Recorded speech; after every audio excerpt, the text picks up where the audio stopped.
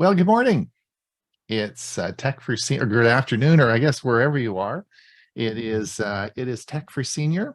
It is September the 18th, and I want to welcome everybody to the show today. It is going to be lots of fun.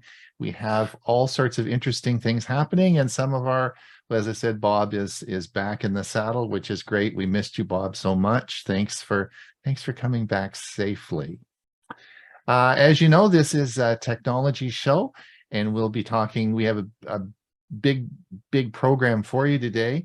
But just to remind everybody that we also have a Thursday show, which we talk about technology, but it's not a Zoom meeting. It's broadcast from StreamYard out to YouTube and Facebook. So if you want to come and participate in the show on Thursday, on our webpage, which is www.techforsenior.com, there's a link there. It just goes to our Facebook page or our YouTube channel, and you, of course, can come and listen and participate in the show. We have a lot of fun.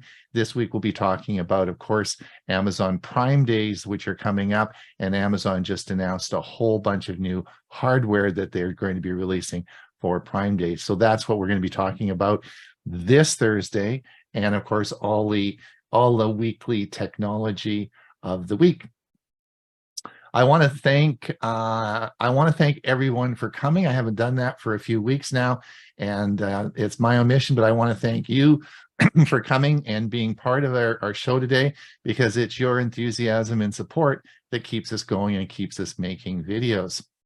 Now, it's also a lot of fun because I made an offer a while ago saying, please drop by and visit. And we actually are getting some people dropping by and visiting now.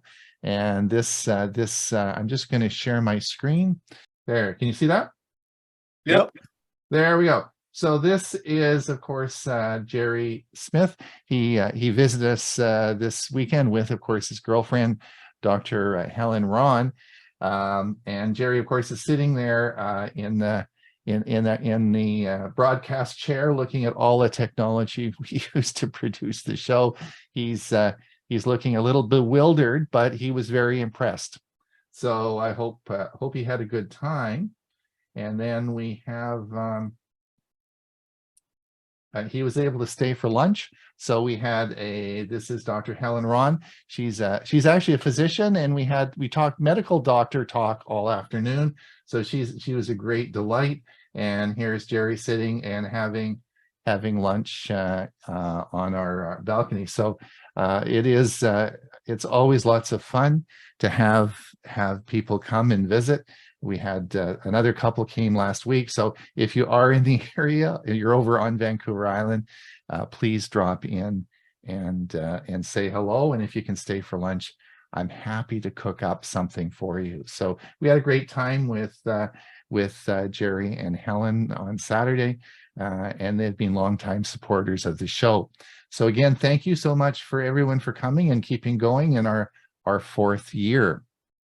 We have made a change this week. As I said in the email, I put in the chat, which hopefully you've seen. If you haven't, we changed our email address. So instead of having admin@techforsenior.com is our default email, we have changed it to techforsenior.info@gmail.com.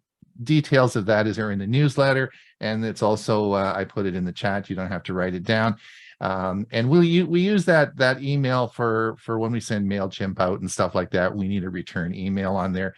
Most of you probably have my private email anyway, so that's not a problem. But for broadcasting, we use that. So it's just a change that I wanted everyone to know. The big announcement this week, of course, those of you who use Chromebooks probably know the exciting news was that new Chromebooks sold now will now come with a 10-year license for renewal. So you'll be able to use them for a full 10 years, not 7.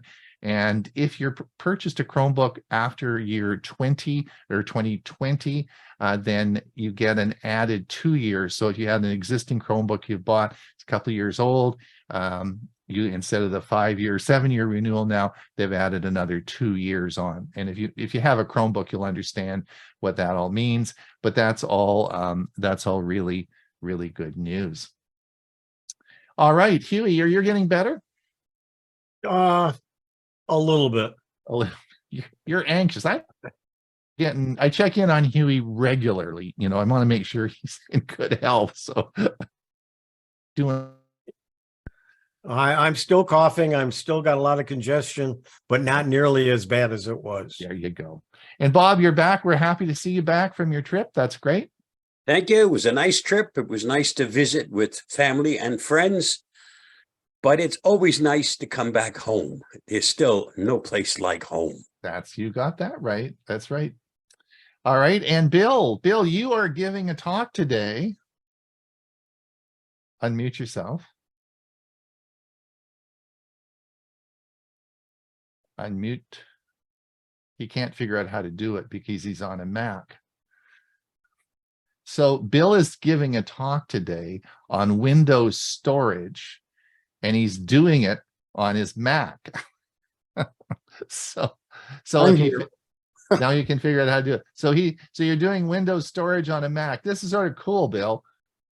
Well, the reason why, because the Mac has a better screen and better sound, so I thought I would just do it. I prepared the PowerPoint on my PC, but I'm going to present it on the Mac.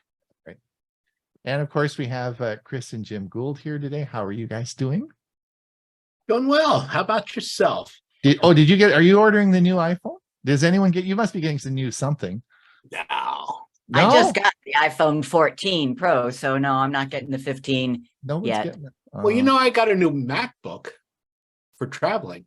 Yeah. Now that's right. Because Jennifer has one. Yeah, Jennifer has one, but you didn't get the Air. Jennifer didn't get the Air either. You got the regular one. Pro, right? Yeah, the MacBook Pro. Yeah, good. And that's because we're getting ready to take the RV out on the road this week. That's sort of and we won't be back until November sometime. So we'll be on the road, but we'll still be connected, just like Bob did. Yeah, and Ray's out there now. He's a traveling. So I keep telling those guys, take pictures. Bob didn't take any pictures when he met with Bill. I thought this would be a great photo op, for the newspaper. Take some pictures, people. That's right. And don't worry, she'll take pictures. I'll guarantee it. That's right. No problem. The main reason for this trip is we're flying over to London for the Google Product Experts Conference. So you can bet I'll be sharing a photo album for that. Oh, yeah. And because Google is flying her. And they're paying my way. I get to go and carry her luggage. Great deal. All right. Well, Bob, do you still know how to do this security news update thing? Do you know? I sure hope I still know how to do this. All right, see if you got it this time. Okay.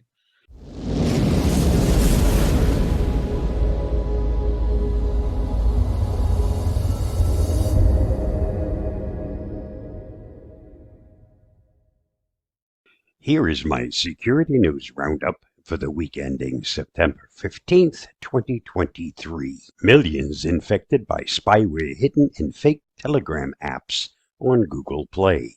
Spyware masquerading as modified versions of Telegram have been spotted in the Google Play Store that's designed to harvest sensitive information from compromised Android devices. According to Kaspersky security researcher Igor Golovin, the apps come with nefarious features to capture and exfiltrate names, user IDs, contacts, phone numbers, and chat messages to an actor-controlled server. The activity has been codenamed Evil Telegram by the Russian cybersecurity company. It's worth noting that the package name associated with the Play Store version of Telegram is org.telegram.messenger, whereas the package name for the APK file directly downloaded from Telegram's website is org.telegram.messenger.web. The apps have been collectively downloaded millions of times before they were taken down by Google. Read more at thehackernews.com. Update your iPhone. New iOS patch shuts down serious exploit. Apple has released security updates for iOS, iPadOS, macOS, and watchOS. The latest patch fixes two zero-day vulnerabilities commonly known as Blast Pass. The security flaw allows malicious images or attachments to install malware on the Apple device. If you have an iPhone, iPad, MacBook, or Apple Watch, you will want to update your device as soon as possible. Even if you typically avoid updates, this patch is one you shouldn't miss as it fixes two serious bugs. Read more at androidauthority.com. Chinese disinformation campaign blames Maui fires on deadly American weather weapon. Researchers say they've discovered 85 social media accounts and blogs originating from China and working in tandem to amplify a conspiracy theory claiming the deadly fires in Maui were caused by a secretive weather weapon unleashed by the U.S. military.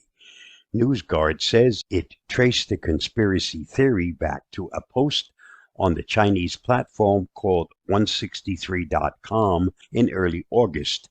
From there, the accounts reportedly jumped platforms and made their way to Facebook, Twitter, YouTube, and around 10 other sites by mid-August. By September, the posts appeared on over a dozen platforms, with posts attempting to target users from a wide variety of countries. Read more at gizmodo.com.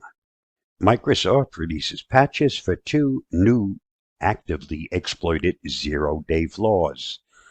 Microsoft has released software fixes to remediate 59 bugs spanning its product portfolio, including two zero-day flaws that have been actively exploited by malicious cyber actors.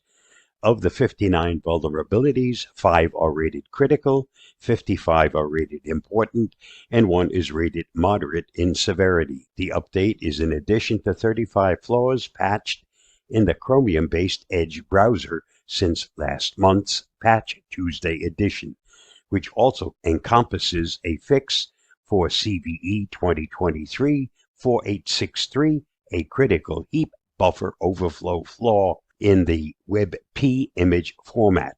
Read more at hackernews.com. Update Firefox and Thunderbird now to fix a critical security flaw. Mozilla has issued a series of emergency security updates to address a critical zero-day vulnerability affecting the Firefox browser and the Thunderbird email client.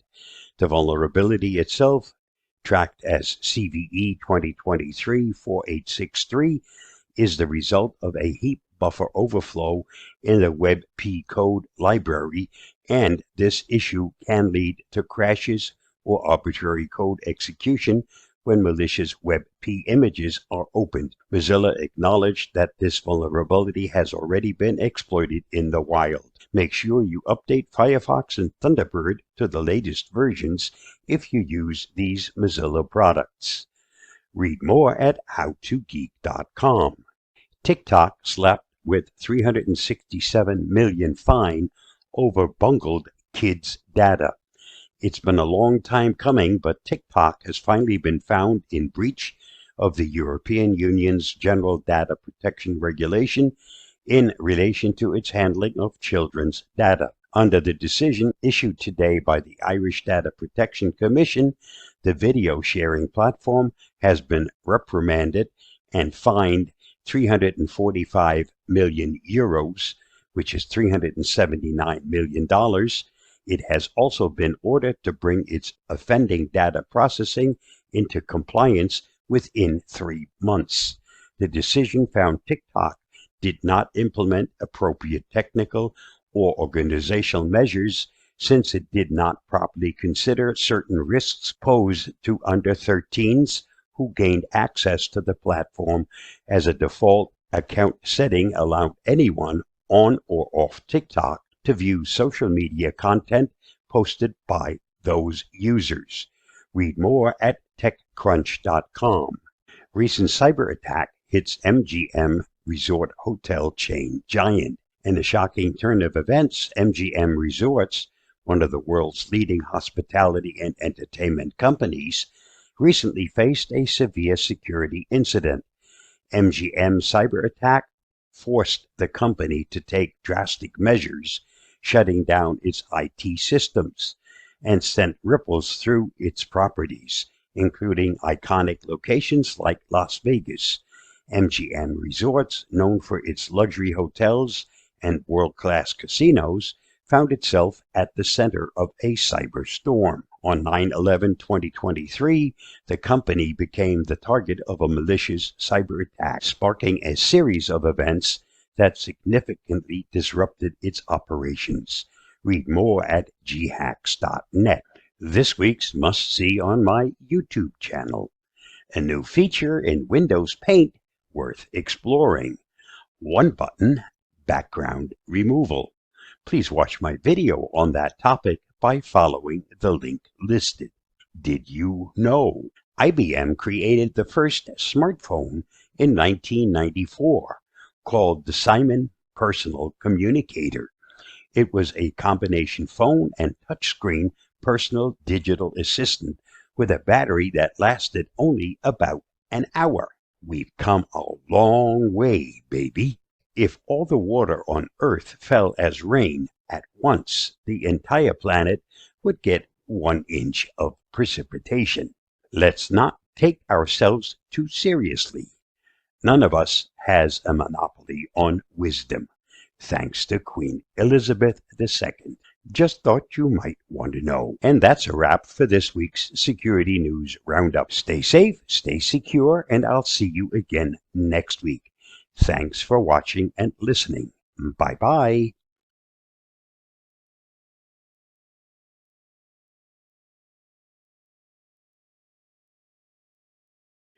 Here are some changes that have occurred to Notepad worth noting. In the old versions of Notepad, if you filled in some information and then didn't save it and closed Windows, the next time you came back, all that information would be lost. That has now changed. Closing the file gives you the option to save your work. So if I've just finished typing all of this, if I go to close this, I have the option to save my work. If you haven't saved the file and you close or restart Windows, what wasn't saved as a file will be there when you next open Notepad. You can then, at that point, either continue from where you left off. You can save the work at that point to an actual file, a text file, or you can simply discard it. But accidentally closing Windows and forgetting about what you had already typed in Notepad will now no longer automatically be discarded. Let me demonstrate. As you saw, this file is just right now a file. It has not yet been saved. So if I at this point decide to close or restart Windows, watch and see what happens. As you can see, Windows has restarted. So let me go and open up Notepad. And when I do, you'll notice that Notepad is still there with the same information that it had when I just went and restarted Windows. Nothing has been lost. At this point, I can go ahead and add more or simply save this document. I can go here and I can select to save as, or I can just simply select the X and it will then give me the option to save this. And when I select save, it saves it to a file. You'll see it right here. Let me reopen it. And there's the document that was just saved. So a nice little change being made to Notepad. Make sure your version is up to date if you want these features to be part of Notepad. Stay safe, stay secure. I hope that helps. And thanks for watching and listening. Hey, you remembered how to do it. That's great, Bob. Yeah, if you noticed, my wife snuck into that little video too. There was no way for me to get her out of there either. When did you get home? Did you get home yesterday? I got home yesterday, and that video, of course, was done while I was still in a hotel. Yeah. There you go. Well done. We're really happy to see you back. That's great. Yes, and before we get going with Chris Gould's session, I just want to let everyone know for our premiere version today, video, we'll have that at about 1/2 past. We have 3 selections for you today. I'm going to be talking on hurricane preparedness. Now, this might have some applicable stuff now. Android phone notification and how to set that up on your Android phone. Bill, of course, is going to talk on Windows 11 tips, and I'm also going to talk on how to save photos and manage photos in Gmail. So that's all at 1/2 past, and I'll put the link again in the chat for the video. All right, let's get going with some fun with photos. And Chris Gould, I'll play it. Okay. I've got it teed up here. We'll play it. All yours. Okay.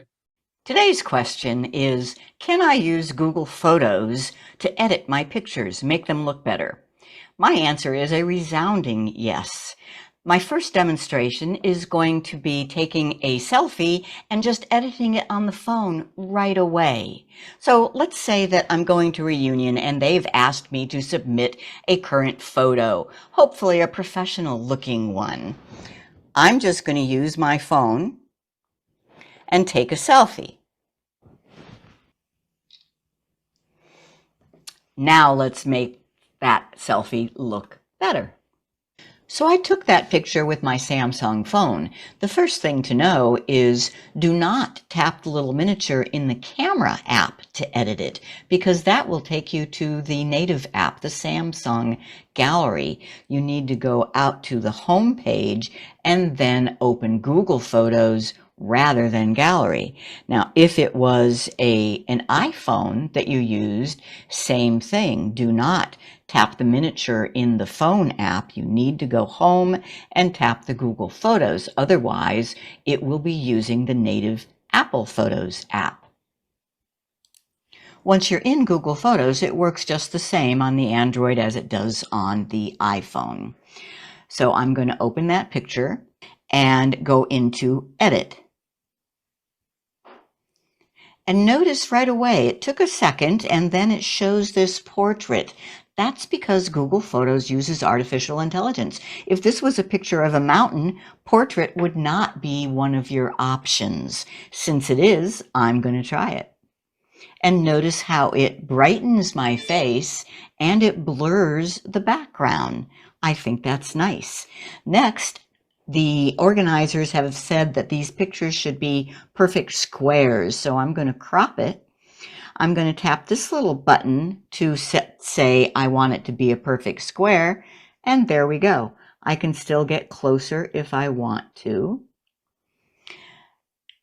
And then one more thing, I kind of like a vignette around the side. Notice that there's this main menu down here, and then for each selection of the main menu, there's more. Under adjustments, all the way at the end, there's vignette.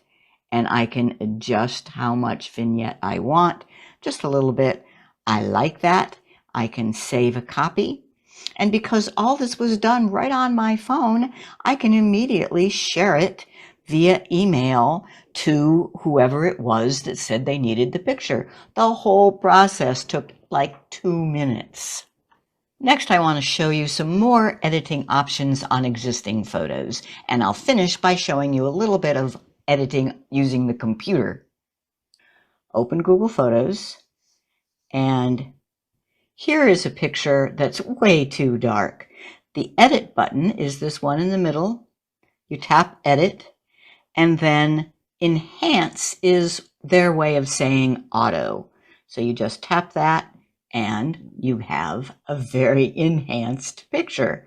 I tap the enhance, it turns blue. I just tap it again, it undoes itself.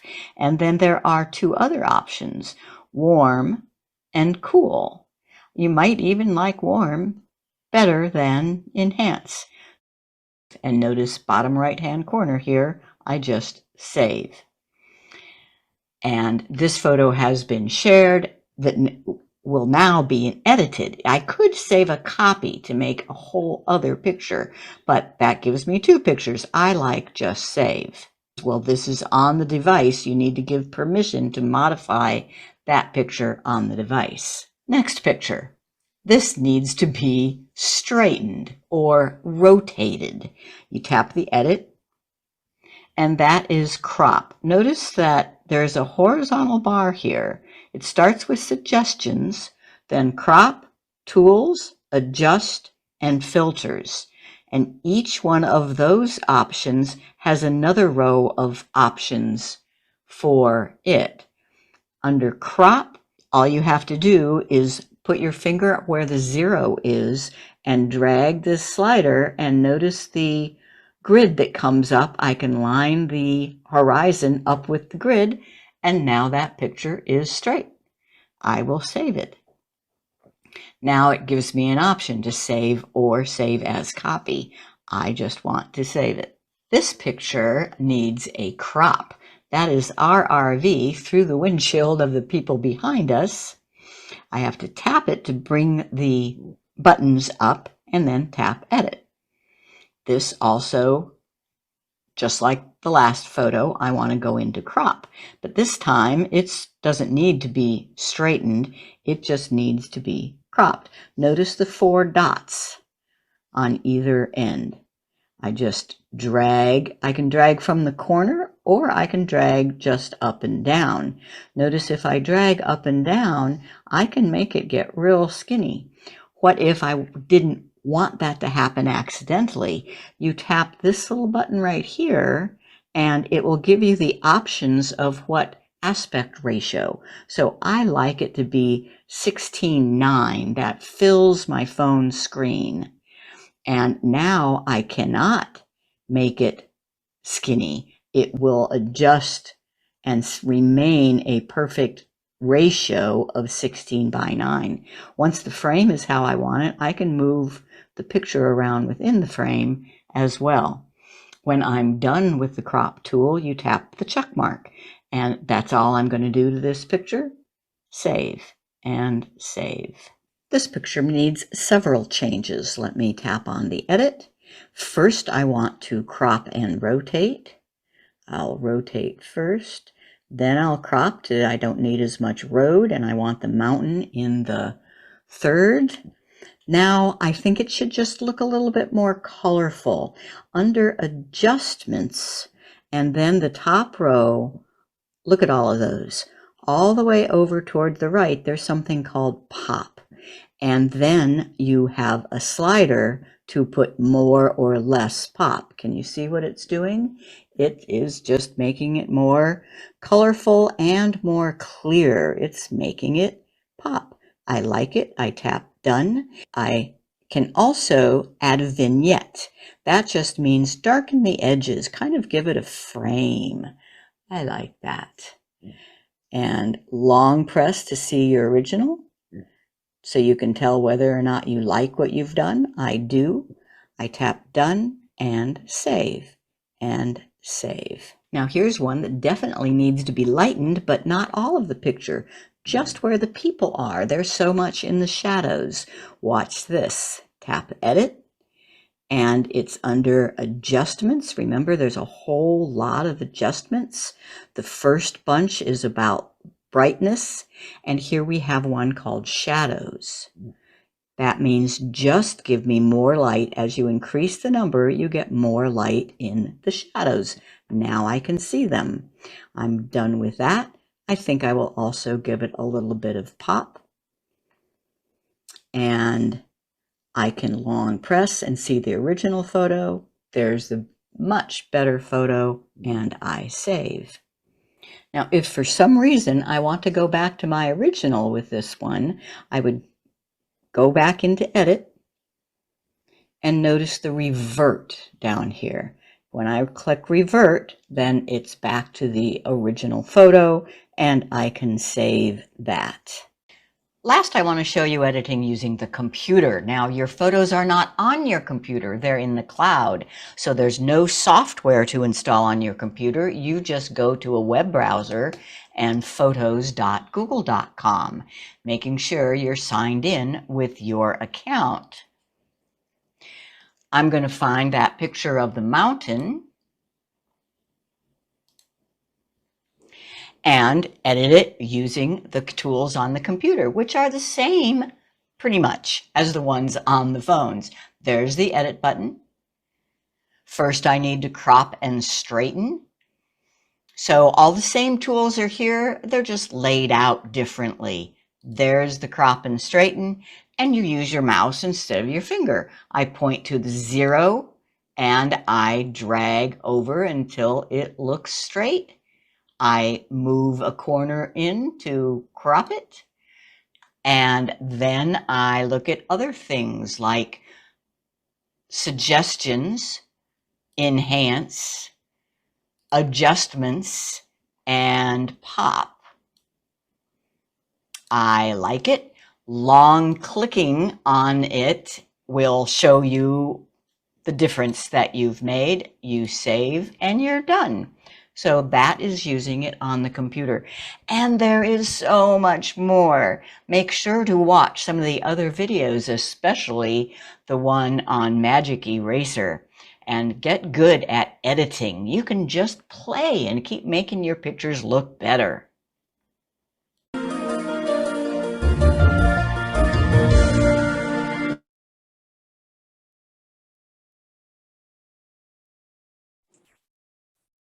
Well, thanks so much, Chris. That's great. Good news, lots of fun. So, Bob, you got to remember when you're traveling, have some fun with photos, take some pictures. I took pictures, just not the one you were looking for. Well, all right. Speaking of Bill, you're up. All right.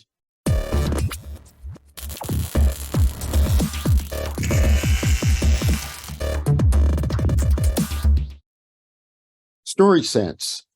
Configuring Storage Sense and freeing up space tool for Windows 10 and 11.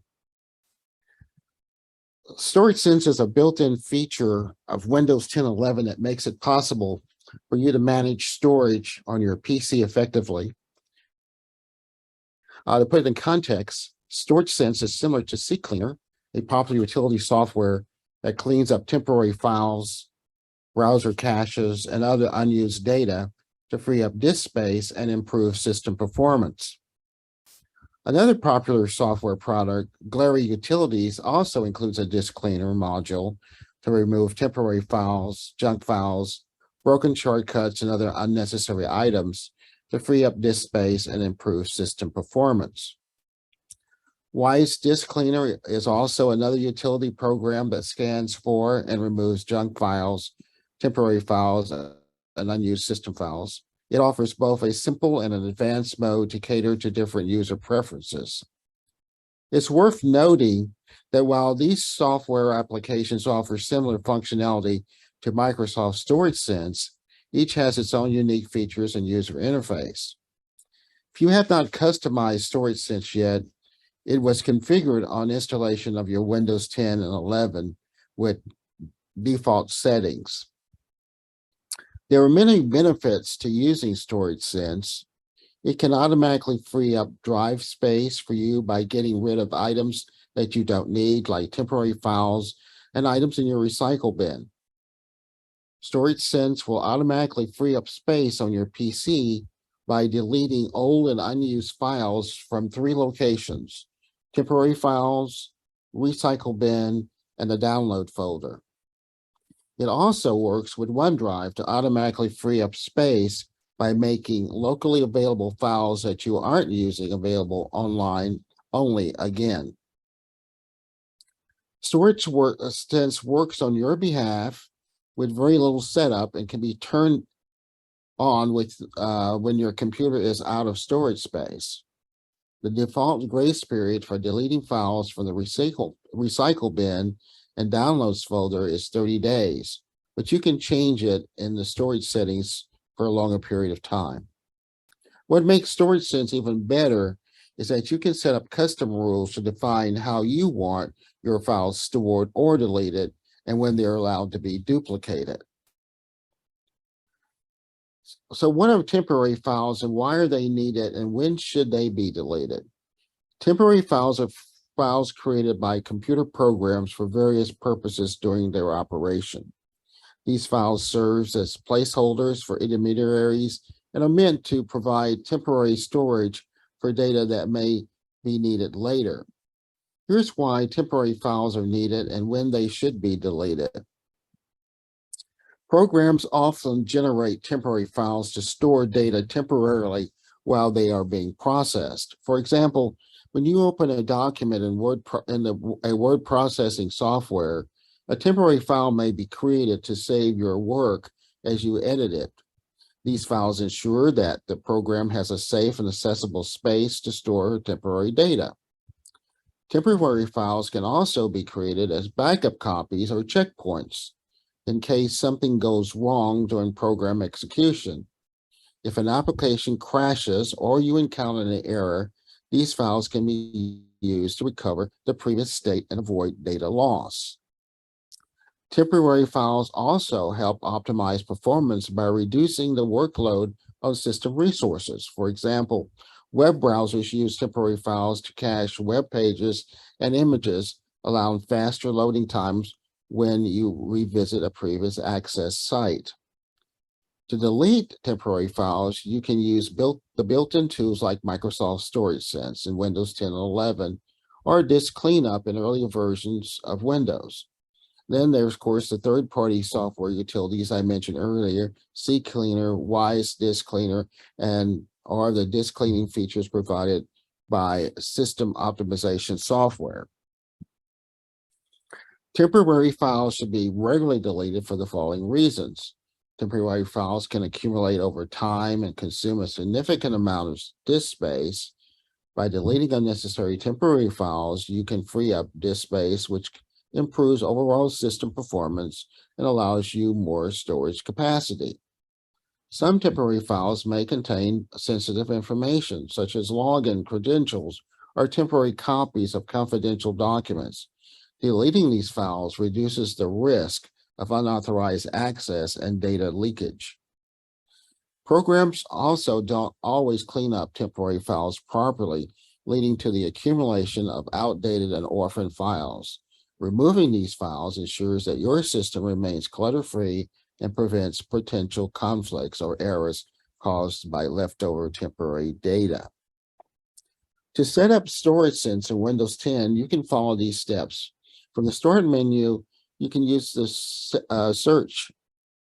Select the best match and then select System from the sidebar and then select the Storage tab.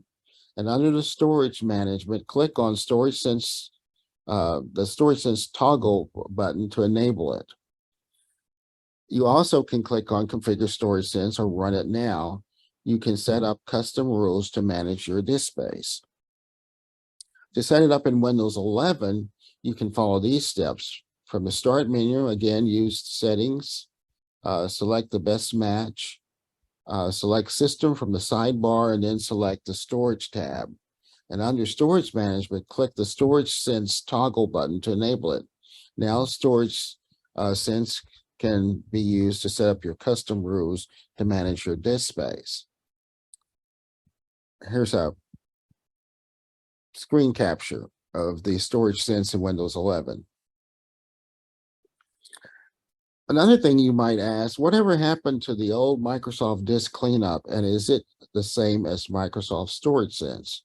The answer is Disk Cleanup and Microsoft Storage Sense are both tools provided by Microsoft to help manage storage space on Windows systems. While they serve similar purposes, there are some key differences between the two. One, disk cleanup is a traditional utility has been present in Windows for a long time, whereas StorageSense is a relatively newer feature introduced in Windows 10. Disk cleanup primarily focuses on removing unnecessary files from your computer, such as temporary files, system files, and old Windows installations. StorageSense, on the other hand, provides a more comprehensive storage management solution by automatically freeing up space on your system. Disk cleanup requires manual initiation and user intervention to select the types of files to clean up and start the cleanup process.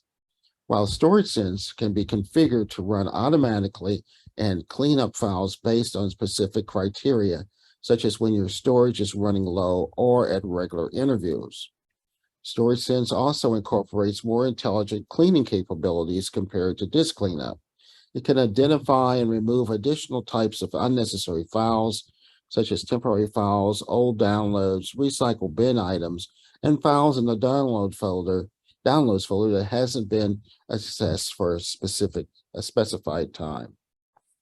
StorageSense also includes integration from cloud storage services like OneDrive. It can automatically remove infrequently accessed files from your local storage to the cloud, freeing up space on your device while keeping your files accessible. On the other hand, disk cleanup provides more granular control over types of files you can clean up, allowing you to choose specific categories like temporary files, Windows Update files, and more. StorageSense, while offering some customization options, focuses more on automatic cleanup and may not provide as much detailed control over individual file types. Overall, disk cleanup is a more manual and customizable tool that requires user intervention, while StorageSense is a more automated and intelligent solution that can proactively manage your storage space based on configurable settings. StorageSense is also a recommended option for users of Windows 10 and 11. So in summary, StorageSense is a storage management feature introduced in Windows 10 and available in later versions. It is designed to help users free up storage space on their computers by automatically identifying and removing unnecessary files. StorageSense simplifies the task of managing storage space on Windows systems by automating the cleanup process and removing unnecessary files. It offers a more proactive approach to storage management, ensuring that users have sufficient space on their devices for smooth operations.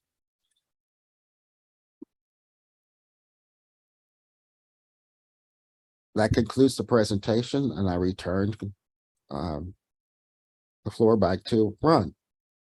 Okay, just unshare your screen. That's great. All right. Good news, Bill. Thanks. There may be some questions. You'll be here for the Q&A because there might be some questions, but yes. Yeah. Okay, great. All right. Let's see what I have a Chromebook tip for you today. Let's start that. It's Ron Brown with Tech for Senior. Today I have a Chromebook tip for you. Let's talk about lacrosse. You're going to say right away, hey, Ron, that's the Canadian national sport, lacrosse. And this being a technology show, what are you talking about sports? Well, you're right, except it's spelled differently. Lacrosse as a sport is spelled Lacrosse. We're going to talk about lacrosse for a Chromebook, which is Lacros, and it stands for Linux and Chrome OS, and that's called lacrosse. And this is very important. We're going to talk about that today. If you have a Chromebook, this is something that you absolutely need to know. It's good news. It's all good news for you. So let's have a look and see what lacrosse means on your Chromebook. So in this video, I'm going to talk about lacrosse, how you get this, how you install it on your Chromebook, why this is so important, and why this is so important to know if you use a Chromebook. Now it's all good news. You don't actually have to do anything. This is all going to happen for you on the next version of the Chrome operating system. But I think it is so neat, and I just wanted to explain this feature to you. So the name Lacros is Linux and Chrome OS. Now, what the name Lacros means is it means the new version of your Chrome browser. This is the decoupled one from the operating system. What's all that about? Well, as you know, on your Chromebook, it runs on an operating system called Chrome OS. And within that operating system resides the Chrome browser. And that is decoupled now from the operating system and sits as a separate app on your desktop. And this is the same app that you have on your Windows PC. So it's no longer integral to the Chrome operating system. Let's look back and give you a bit of history about this. Now, the year was 2011, and Samsung was the first company to release a commercially produced Chromebook for the general public. Prior to that, most Chromebooks were only available for school districts for commercial use. So a friend of mine, Chris Rzinski, and I were the first to purchase that first run of Chromebooks from Samsung. And it was an exciting experience. So when we opened it up, we found that things were a little bit different than a Windows PC. Well, we had Chrome operating system running, but the Chrome browser looked a bit different, and it was different in 3 ways. The first was the numbering system. The number of the Chrome browser in our Chromebook was different than the Windows PC. So the numbering system was different. Also, the menu system was different. In other words, when we went to settings and we went to find things on our Chromebook, it was different than when we looked in the settings, of course, on our Windows PC. And the third thing of the settings in the Chrome browser was the functionality. Since the Chrome browser was integral and integrated into the Chrome operating system on our Chromebook, it sort of had a lot of parts of it managed your Chromebook. It managed sort of memory on your Chromebook. It did a bunch of other things that certainly weren't in simply the browser that we had on our PC. As time moved ahead, and Chromebooks, of course, rapidly increased in popularity, we saw a number of things happen.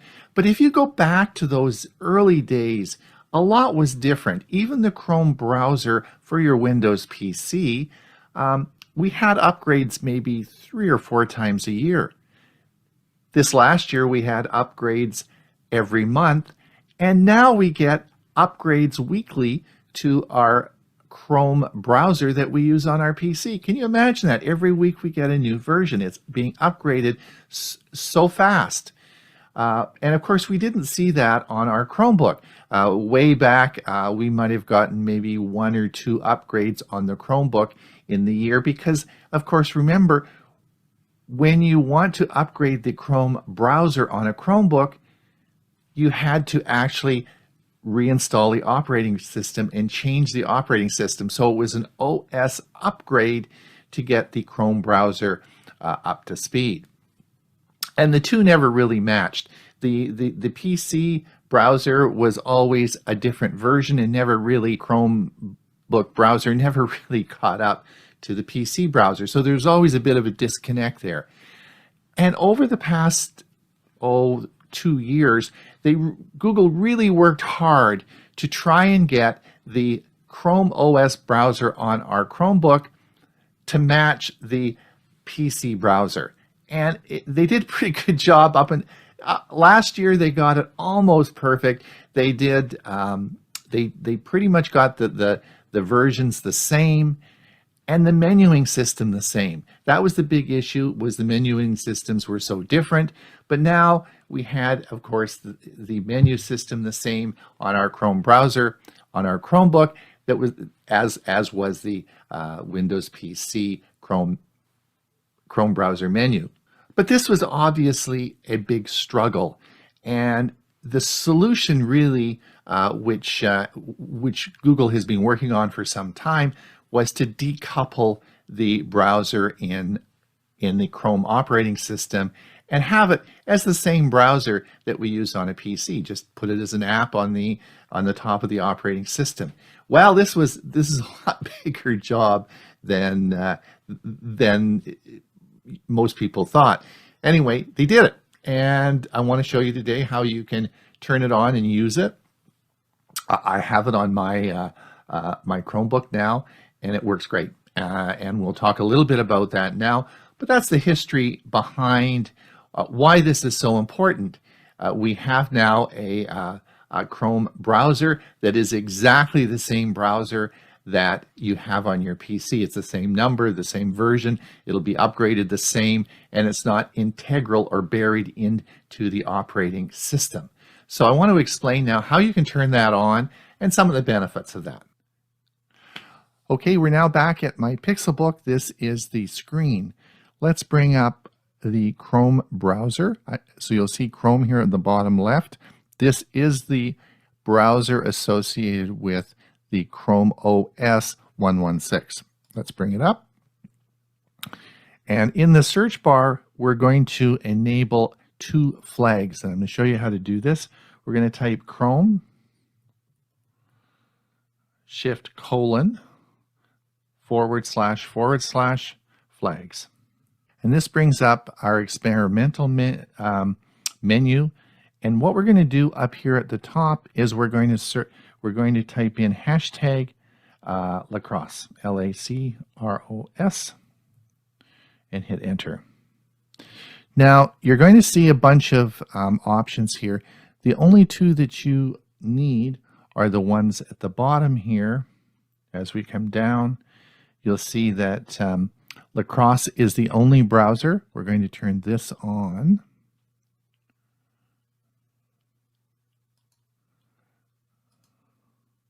And the next one is the one just below that, Ignore Cross Availability Policy. We are going to enable this. So those are the only two that you need to enable, and then we are going to click a restart and come back. This will turn your Chromebook off. It will restart it, and we'll come back to our menu and see what's different. All right, we now have Lacros installed on my Chromebook. You're looking at the screen on my Pixelbook with Lacros installed. Now, it's important that you follow this because there are a few things that you need to understand that may be a bit confusing. Now, before we installed Lacros, you remember that the settings feature on your Chromebook was amalgamated and linked together with the settings for your Chrome browser. So the settings for your Chromebook and Chrome browser were all the same. The settings menu was a combination of both. So here we are on my Pixelbook, and this is the Chrome browser. This, of course, is Lacros, but you wouldn't know that. This is going to look exactly the same on your computer. We click this, and I want you to come up to the top right. And this is important because this now is a different menu. This is your Chrome browser settings.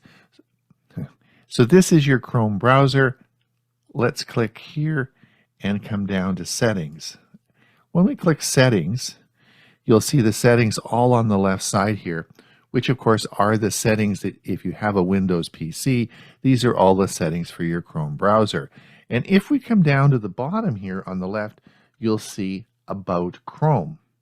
And so unlike before, when it was a combination, these are only the settings for your Chrome browser. All right, let's X out of here. And let's come down and look for the settings for our Chromebook. So we're going to come down here and let's come up to settings. And now when we come down here to the left, you're going to see About Chrome OS. These are the settings for your Chromebook. And again, we can click here and see the settings that we've been over before. I'm not going to go through these right now. You now have settings in your Chrome browser, but you have settings in your Chromebook. These are now separate when you use Lacros. So I've been using Lacros now for the past 3 days. I really haven't noticed any difference, and in fact, you probably won't even know that you're using it. A couple of cool things that did happen, though, is that it has updated twice in the last 3 days, and these are the version numbers between my PC and Chromebook. They're almost similar, but not quite, so it's keeping up, and I'm getting regular updates on my Chrome browser, which is now called Lacros. The only thing is that you will notice a difference in the menuing system, because remember, you're going to have 2 menus now, one for your browser and one for your Chromebook. A little different. So what should you do? Well, nothing if you don't want to. This will roll out automatically, probably in the next version update of your Chrome operating system, probably in the next couple of months, and it will just occur in the background, and you'll wake up one day and it's there. So it's all good, and I think it's going to be a great feature for our Chromebook, because we'll now be able to have current updated versions of our Chrome browser. Have a great day. I hope you enjoyed this video, and until we see. All right, thanks. I wanted to move into Ray's segment quickly now. I'm going to say goodbye to our friends over on YouTube. If you want to pop over and participate in our Q&A after our Ray's segment, that'll be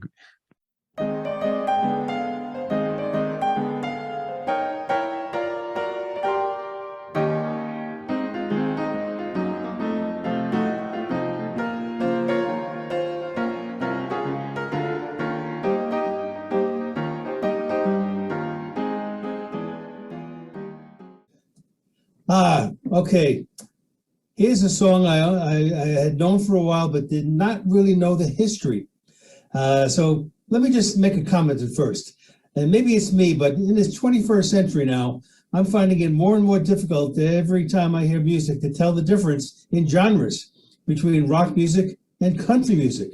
Now you might say, hey, what does a guy born and raised in New York City know about country music? Well, I think I know. There's supposed to be a fiddle and a banjo in there somewhere. The song Wagon Wheel has an interesting history. The chorus and melody come from a demo titled Rock Me Mama, written and recorded by Bob Dylan during the filming of the 1973 movie he was in. The title of that movie was Pat Garrett and Billy the Kid. Dylan's version was never officially released, although a bootleg copy did appear years later. Now, fast forward to 2004, and Ketch Secor, and I heard in an interview, that's an unusual name. How many people do we know with the first name of Ketch? That was actually a family name that he was given. So Ketch Secor had a band called, and does have today, Old Crow Medicine Show. That's the name of the band, Old Crow Medicine Show.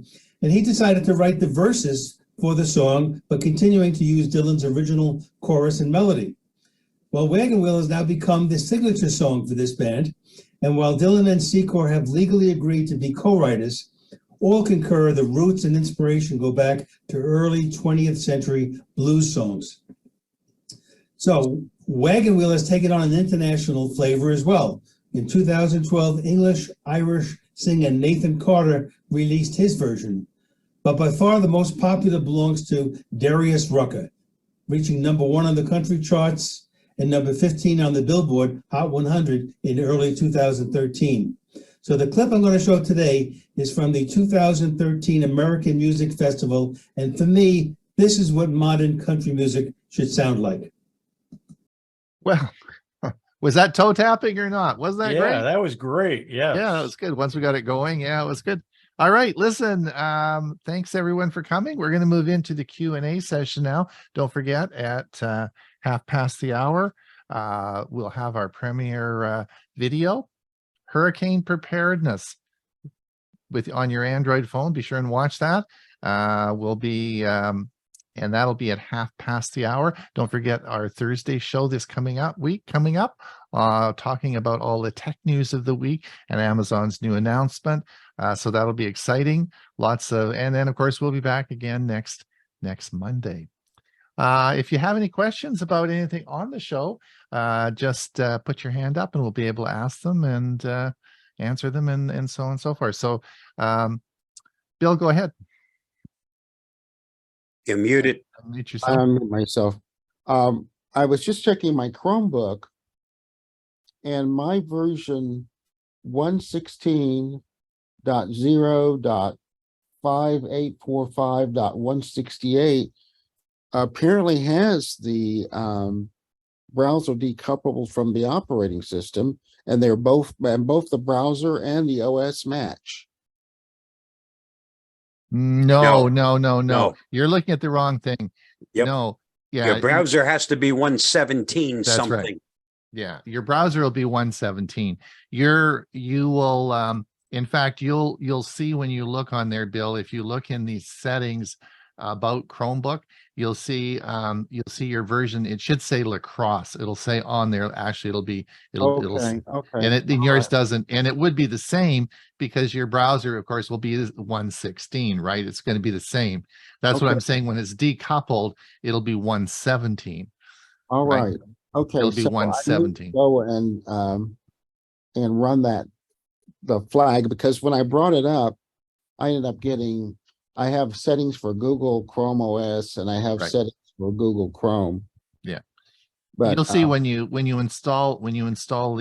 turn those two flags on, and it'll happen fairly quickly. It's probably already installed there. They just have to turn it on because it was instant. Mine just rebooted like fast, and it just and it'll come up, and you won't notice any difference until you actually look at the menu, and you'll see the menu is exactly the same as your Windows PC Chrome browser. The other thing is it might take a day or two for the automatic updates to occur for the Chrome browser, because it'll go into the. Would you put that URL you used in the chat, because I didn't catch it. You mean for the flags, or for the flags? It'll be on the video. The video will be up. I can do that. Yep, I'll put it in. Okay. and the other thing, I noticed, and I'm just trying to get some clarification. I noticed that Google Photos now has a native version running in Chromebook. Is that true? There is an app. There is, I think Krista can talk about, but there's on your Chromebook, there's a Google Photos app you can run. Is that new? No, it's always been, Well, there's always been a Google Photos app has always been there, but you also can have, you can also run it on the web portal as well. So there's two different ways you can do it. There's three. Three, actually, right. Yeah, you can just run Google Photos from your Chrome browser, photos.google.com. You can install the Android app and run it like an Android. And so all the features that are on Android are available to you on a Chromebook. That's cool.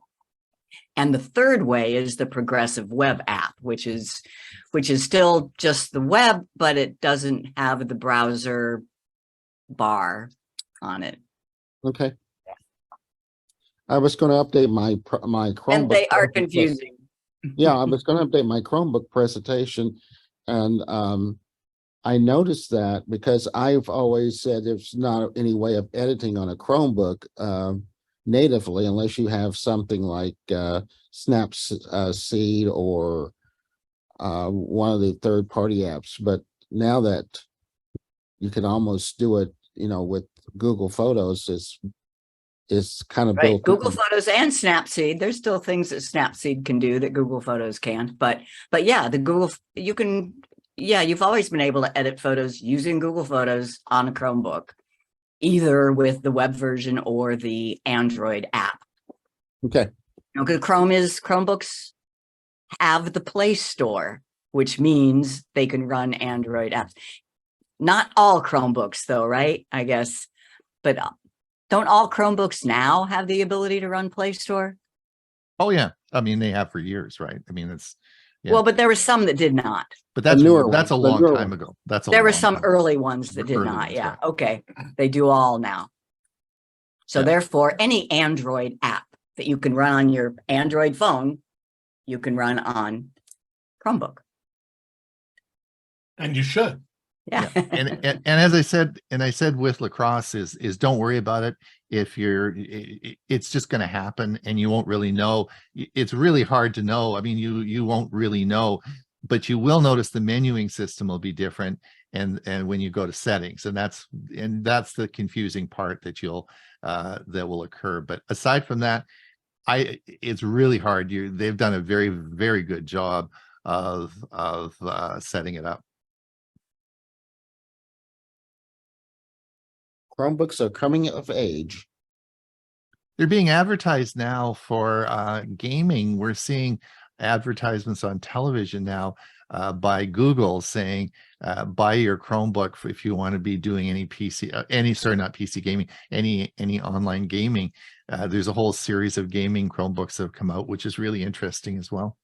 And of course, now that they last 10 years, that's really good. Yes.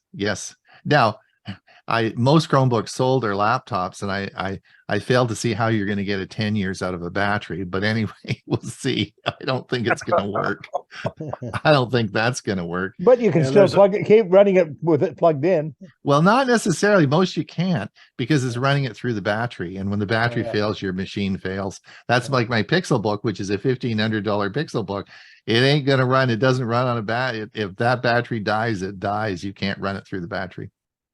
There's also coming out a Chromebook X, which are going to be high-end Chromebooks, and they'll have an X on the case, and they'll be designated as a Chromebook X computer. Probably those would be the video. Probably those are the gaming machines that they're going to be making, because they'll all have faster processors and graphics cards. They'll have different graphics processors and more expensive. Well, of course.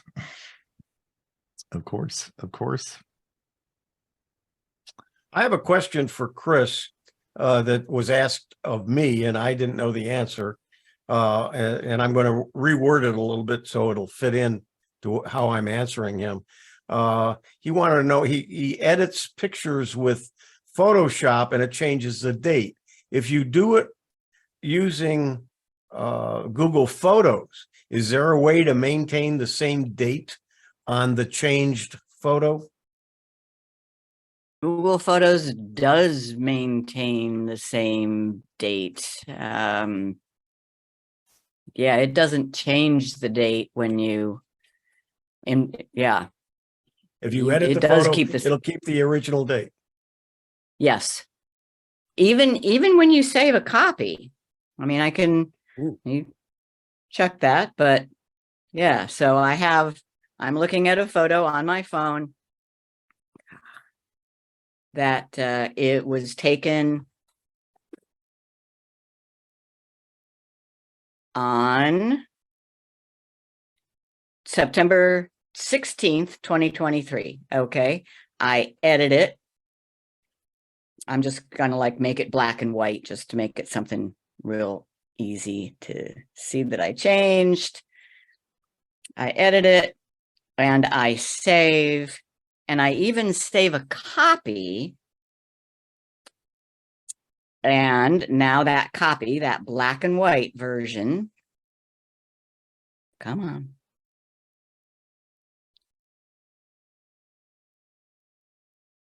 It's being slow today. That black and white version is September 16, 2023. Yeah, it does not change the date. Now, it does some weird, I've heard people complain about weird things with time zones, but as far as just the basic date of the photo, yeah, it does not change it. Thanks, Chris. Murray, did you have a question? Well, it was really not a question. It was a comment. With Photoshop, there is a way to preserve the EXIF information, which has the date the photograph was taken. So there is a way to do that with Photoshop. I certainly know there's a way to do it with GIMP and Photoshop Elements. I don't have Photoshop myself, but I'm pretty sure you can save it with the EXIF, original EXIF information. Yeah, in my searching, the GIF will have it, the original date if you want, but it's still the date itself on the file will not be, and you'll have to manually go in and change it. Yeah, but you can do that easily. You can make the file date the same as the EXIF. I just Irving, need to go make ahead. one comment. The Oh, editing with Google Photos is for people who don't want to learn Photoshop or GIMP. They don't Yeah. want to transfer their photos from their phone to their computer and use a computer software. They just want to make their pictures that they just took with their phone look a little better. 100% correct. Make those of us who aren't Photoshop experts still look like we know what the heck we're doing. Yeah, it can look just as good. Irving, go ahead. Hi there. I don't know what I'm doing here because I have in the corner of my laptop a message from ℍ𝕠𝕟𝕠𝕨. Your device is only protected for 9 more hours, and I can't get this message off of my laptop. Anybody can help me out here? Are you using ℍ𝕠𝕟𝕠𝕨? Yes. Are you using a paid version? No, sir. An unpaid version. Okay. Now, there could be one of two things. It's either a scam, you just forget about it, close it, and get rid of it. Or it could be that when you're using the free version, you ask to use the features of the paid version, but it only lasts for a certain amount of time. And then, of course, I honestly don't remember. I would treat it as a scam and just get rid of it. Close it, forget about it, make believe it isn't the real thing. Odds are, I only wish I could. Yeah, I wish I could close it because there's no way When you to close restart it. the system, it will automatically be gone. Okay. Okay. And the one Thank other you. thing you might want to do is to clear out your garbage, your temporary files, get rid of those things. But when you restart your system, that will be gone. You probably have trialware. So after you restart, like Bob suggested, bring up ℍ𝕠𝕟𝕠𝕨, and in the upper left title bar, it will say trialware versus freeware. And if that's the case, ignore the message if it pops up again. When it's gone, it takes out some features that add extra security you are not paying for, but it becomes the free version. It'll still do the same basic job. Thank you. All right. Well, thanks so much for that help. And we will, I think it's 20 minutes after, I think we're going to call it a wrap today. What do you think, Huey? Yep, I think we're there. I think we're there. Time-wise, And we are. I did have one question for Chris, if I could squeeze it in. Just a quick one. I think so. I wanted to know if there's any way to basically take a black and white photo and an identical color photo, and except that maybe they're different resolution, and use the black and white as the intensity and the color one as the RGB. Like Not with Google Photos. Okay. I didn't think so, but I thought I'd ask. Yeah, not with Google Photos. You know, if I was going to try that, I would go to Snapseed and I would use the double exposure. I mean, if they're really the exact same picture, then you can put them together with double exposure. Well, I'll try that. Okay. And the other question, Ron, you didn't put up that link you were going to in the chat yet. For what? Yeah, it's there for the flag. For the flags. For the flags? Flags. Oh, I don't see it. Yeah. Okay. Right, okay. It'll be in Murray, it'll be in the video. It's in the video, and the video will be out later today. All right. Thanks for everyone for coming, and we will see you maybe Thursday, and for sure we'll be back next week. Thank you for your support and watching the show. And the premiere's later. And premiere is 10 minutes from now. Yeah. Bye, everybody. All right. Bye-bye now.